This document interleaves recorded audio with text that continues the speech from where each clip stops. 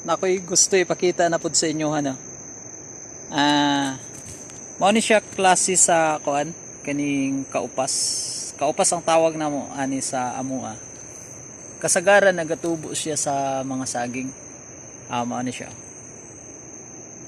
Nga na iyang sitwasyon. Pero tagsaon ni siya kay sagad nagatubo ni siya bisan sa inyo hatingali. At tag-isa lang ka buok, duha. Pero dere hingabot siya og 5 ka buok. Nara upat na napay isa diri sa ilalom. Gani.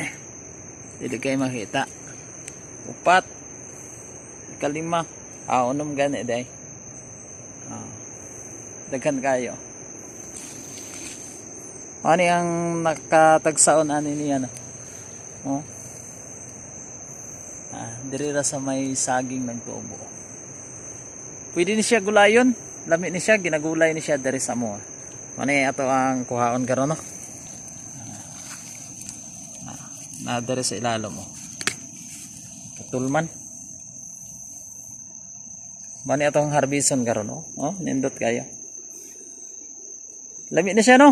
Bisan ka nang sagulan og kuan abot lang og naka-experience mo pagkaon ani. Tamis mo gud siya.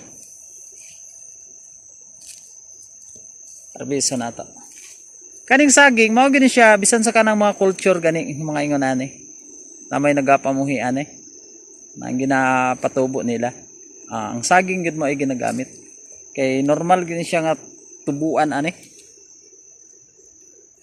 Ang harbison tanan ni tanan. Ya mangita pataron. Lain ani kay ting turok daero niya. Dagko kayo. Ting dagko na presko pa kayo.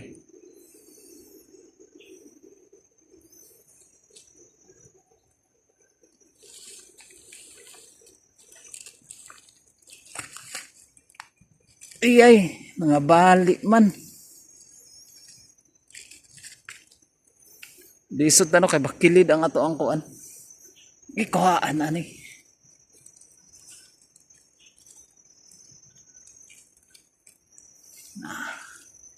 Unom ka buok.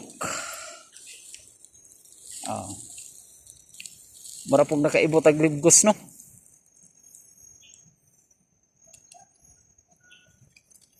Sakto gid pang gulay na to ni karon.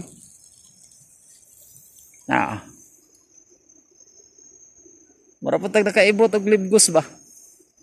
Napagani isa gamay na bilin oh. Na siya. Comment lang no kung kinsay nakatilaw na ani.